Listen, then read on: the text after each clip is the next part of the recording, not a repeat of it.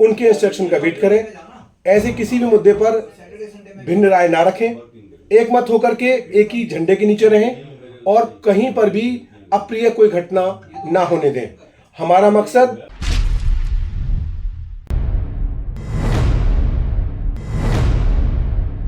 आज ये स्ट्राइक पूरे दिल्ली के हर कोर्टों में, जैसा मैं जान पा रहा हूं कि एनसीआर में भी है।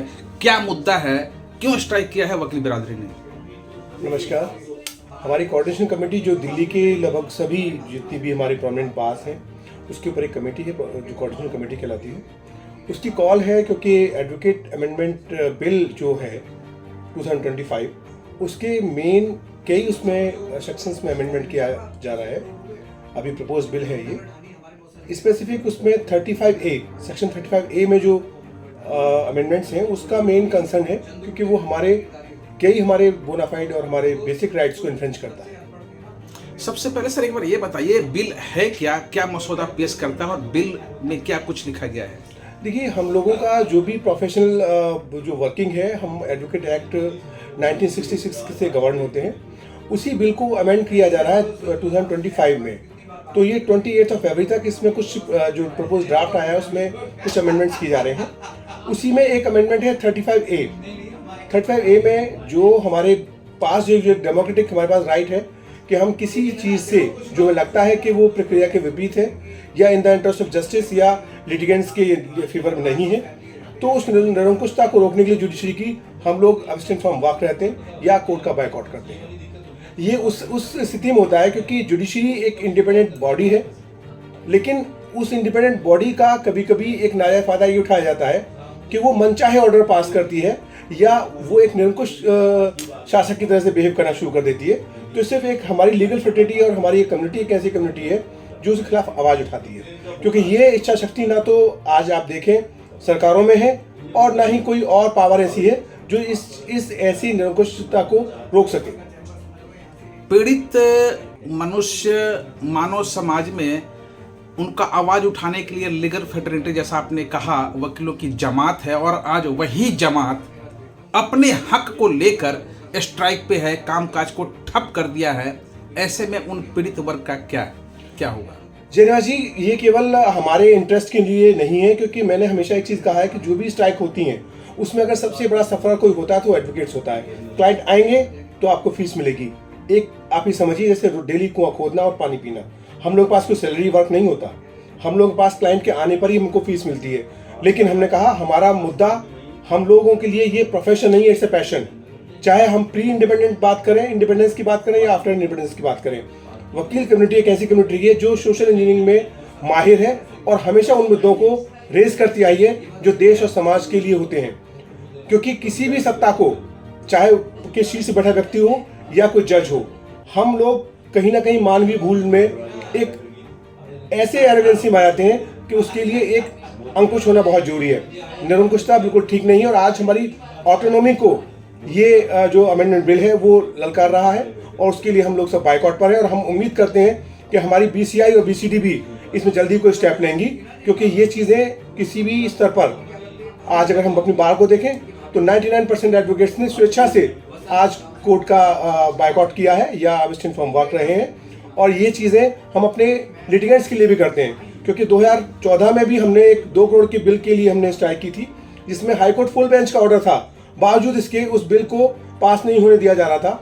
हमारा जो पेक्यून जुडिक्शन है वो टेम्परेरी बेसिस पर हाईकोर्ट को दिया गया था और यहाँ से 20 लाख का वो एक जुडिक्शन था। हम उसको 2 करोड़ जो फुल बेंच के ऑर्डर के अकॉर्डिंग हम उसको डिमांड कर रहे थे। हमको 42 दिन स्ट्राइक करना पड़ा था।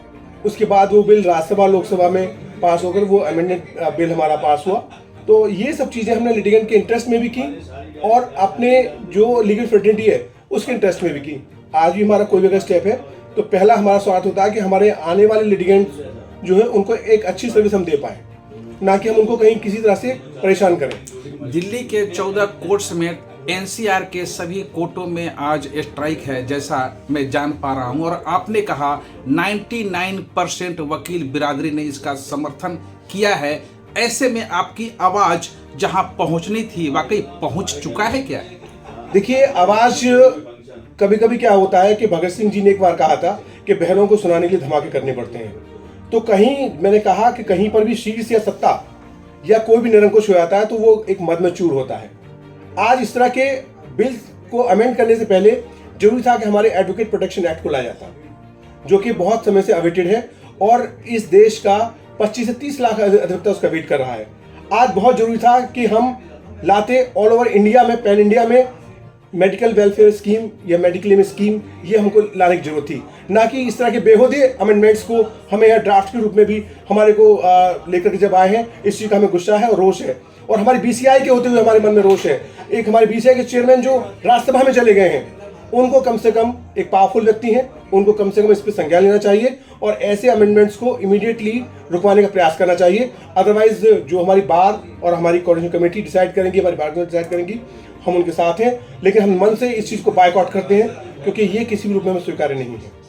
किसी भी मुद्दे को, किसी भी कामकाज को, किसी भी वर्ग में अगर विभिन्नता होती है, एकमत नहीं होता है, तो स्ट्राइक, हड़ताल, प्रदर्शन उनका जन्मसिद्ध मौलिक अधिकार है। लेकिन वो अलग तबके के लिए है। और आप वकील वर्ग है, आप लोगों को सुनते हैं, उनके दलील को कोर्ट में रखते हैं, जज के सामने रखते हैं।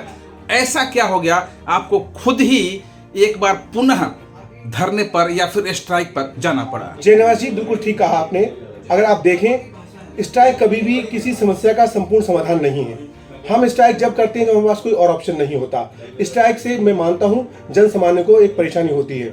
अगर आप किसी डॉक्टर्स को देखें, जब स्ट्राइक होती है तो यहाँ तो सिर्फ आपके केसेस डिले होते हैं, वहाँ जान चली जाती है, लेकिन वो भी किसी न किसी मजबूरी में उस तरह के स्टेप लेते हैं। इसी तरह की मजबूरी, हमारा जो स्टेप है वो लिटिगेंट्स के इंटरेस्ट में ही है। हम आज की डेट में बहुत स्पष्ट रूप से कह सकते हैं कि अगर जुडिशरी में कोई निरंकुशता है और उसको कोई रोक सकता है या कोई करप्शन है उसे कोई रोक सकता है, तो केवल लीगल फ्रेटर्निटी या ये हमारी कम्युनिटी है। अदरवाइज किसी भी अथॉरिटी में इतना सक्षमता नहीं है कि वो उनको वहां रोक सके, क्योंकि उनके अपने ही ऑटोमेटिक सिस्टम है, जैसे कॉलेजियम सिस्टम। वो अपना जज अपने आप चुनते हैं, उसको बावजूद इसके कि हर तरफ से इस चीज का विरोध होता है, आज तक कोई नहीं रोक पाया है।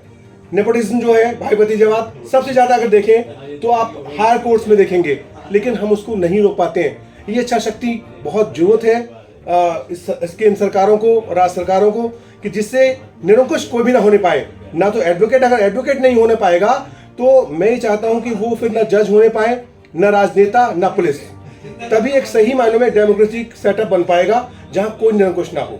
मैं ये नहीं कहता कि हम निरंकुश होना चाहते हैं, नहीं, हम भी चाहते हैं हमारी भी अकाउंटेबिलिटी फिक्स हो, हम भी जवाबदेही हो, लेकिन सभी लोगों को समान रूप से चेक एंड बैलेंस किया जाए।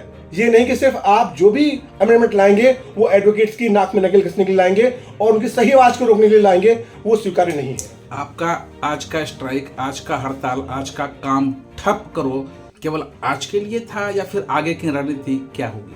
इसके लिए जो भी हमारी, जैसे मैंने पहले कहा, जो भी हमारी बार एसोसिएशन, हमारी बार काउंसिल फर्दर जो भी रणनीति होगी, जो डिसाइड करेगी, हम उसके साथ हैं। और मैं पूरी उम्मीद करता हूं कि हमारे इस कंसर्न से हमारी बीसीआई भी हमारे को देखेगी और सोचेगी, और हमारी बीसीडी में हमें देखेगी, सोचेगी, कोऑर्डिनेशन कमेटी और हमारी एसोसिएशंस, ये लोग सभी हमारे इस चीज़ से कंसर्न, क्योंकि सभी हम लोग एडवोकेट हैं, बाद में लीडर्स या रिप्रेजेंटेटिव बाद में, पहले हम लोग एडवोकेट हैं। और पहला हमारा प्राइम कंसर्न जस्टिस डिलीवरी में अपनी भागीदारी एक अकाउंटेबिलिटी के रूप में देने की है।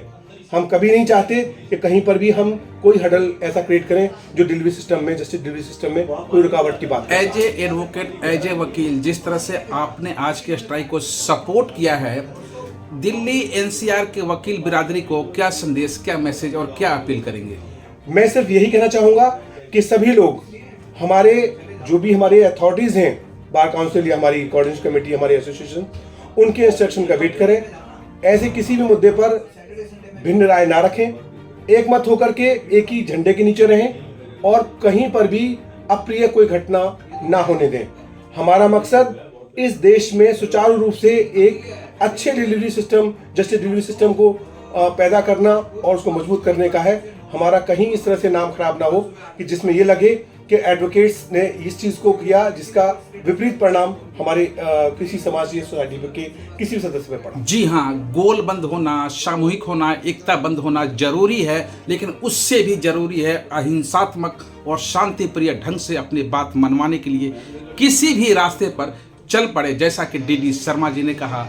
आपकी इनकी बात अच्छी लगे तो शेयर कीजिए और जो भी मन में भड़ास हो कमेंट सेक्शन में जाकर हमें बताने का प्रयास कीजिए। तब तक के लिए जय निवास का जय हिंद।